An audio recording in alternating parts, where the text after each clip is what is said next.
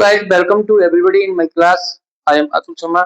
प्यारे बच्चों, प्यारे साथियों, प्रीपोजिशंस की क्लास में आज का जो टॉपिक है फॉर और फ्रॉम। फॉर का यूज और फ्रॉम का यूज। फॉर का इंडियट लिए, के लिए और फ्रॉम का मीनिंग से। एज ए एग्जाम्पल्स, फॉर के एग्जाम्पल्स को समझने के लिए फॉर का this pen is for you me.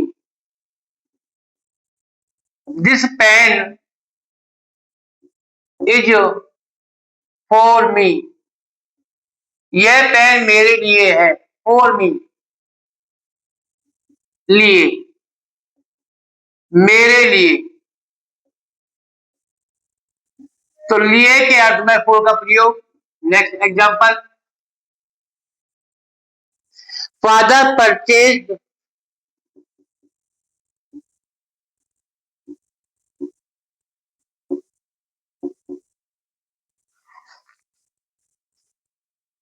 The shirt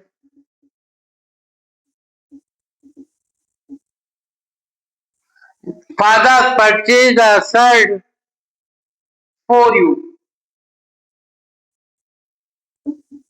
तुम्हारे लिए, तुम्हारे लिए।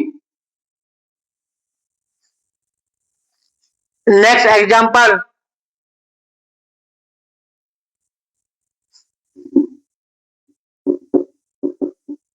Your brother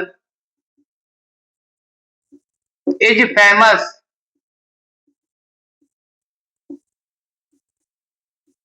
for dance. Dance के लिए तुम्हारा भाई फेमस है। फॉर। फ्रॉम के प्रयोग को समझने के लिए अलग होने के अर्थ में ही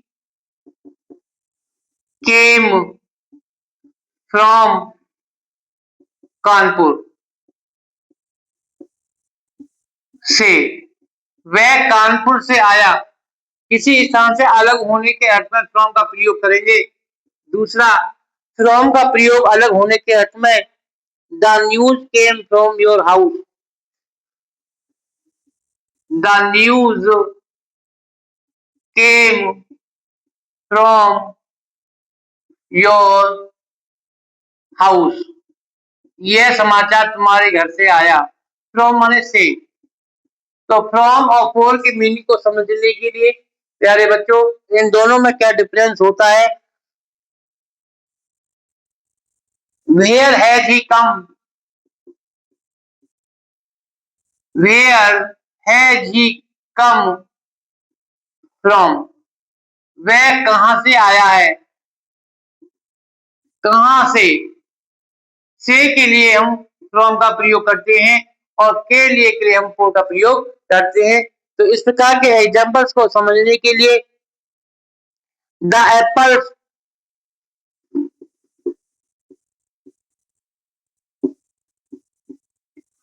फेल फ्रॉम द ट्री। पेड़ से क्या गिरे, सेब। फेल फ्रॉम, अलग हो रहा है। अलग होने के अर्थ में फ्रॉम का प्रयोग मतलब से के लिए और के लिए फॉर का प्रयोग करते हैं। तो ये डिफरेंस होता है फॉर और फ्रॉम में। बच्चों, प्यारे साथियों, प्रीपोजिशन के टॉपिक को समझने के लिए हर एक टॉपिक का मीनिंग क्लियर होना चाहिए और टॉपिक बहुत इंपॉर्टेंट और मोस्टली टॉपिक है। और वीडियो का लुत्फ उठाते हुए वीडियो को लाइक और शेयर अवश्य करें। Thank you, have a nice day.